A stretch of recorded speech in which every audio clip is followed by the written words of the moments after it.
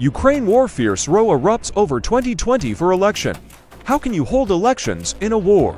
For months, Ukraine has been caught up in a heated debate over whether the country needs to hold a presidential election in March next year, as originally scheduled. All elections, including presidential ones, are prohibited under the country's current martial law, imposed after Russia launched its full-scale invasion in February 2022. Many in Ukraine are outraged by the idea, fearing a vote could distract the nation from its fight for survival. Tensions eased after President Volodymyr Zelensky said in November that it was not the right time for elections. But the issue seems to be far from over, and has fueled a political confrontation unseen in the country since the start of Russia's full-scale invasion.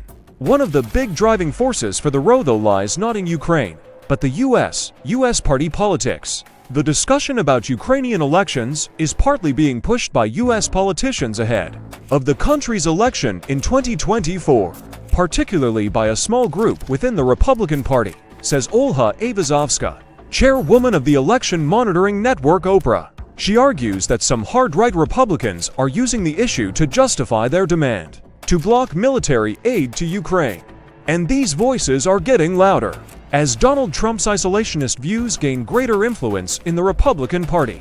The issue of support for Ukraine gets caught up in US domestic politics and party divisions. Although many Republicans support Ukraine, it doesn't mean that the far right wing of this party will not use this topic against Ukraine next year during the presidential elections.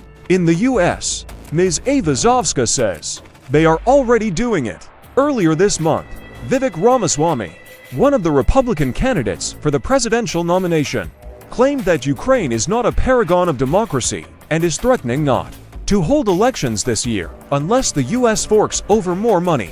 Republican US Senator Lindsey Graham had these voices in mind when, during his August visit to Kyiv, he said that Ukraine must hold presidential elections in 2024. And President Zelensky understands that he needs to address this growing rhetoric coming from the US. The country is Ukraine's main ally, and its military aid is vital for fighting off Russia's invasion. There are a few things that can split US support for Ukraine, Mr. Zelensky said in an interview to Ukrainian TV last August. One of them is the elections, since, as far as I know, there are voices against continuing support within the Republican Party. Until recently, Zelensky hasn't rejected the elections outright. He listed all the challenges, such as security, legislation, and funding, and added that he was ready and would run for a second term if the elections take place in a time of war. In a more recent interview to Ukrainian TV, Zelensky stated that he would like to hold elections within a year or whenever it's required. Earlier this month, Ukraine's Foreign Minister Dmytro Kuleba stated that Zelensky was weighing different pros and cons of having elections in wartime. Domestic backlash even if martial law is changed to allow elections. There are many obstacles to holding a vote. Security is the main one. A displaced population is another. It's impossible to hold elections during the war when millions of our citizens are abroad or internally displaced, says Elena Shuliak, MP, and the head of the ruling Servant of the People Party. It's impossible to hold elections when we can't guarantee security to our citizens, when our soldiers cannot vote or be nominated as candidates. Other challenges include schools, which are normally used as polling stations, being damaged, an outdated voter registry, restricted rights under martial law, and a lack of funding.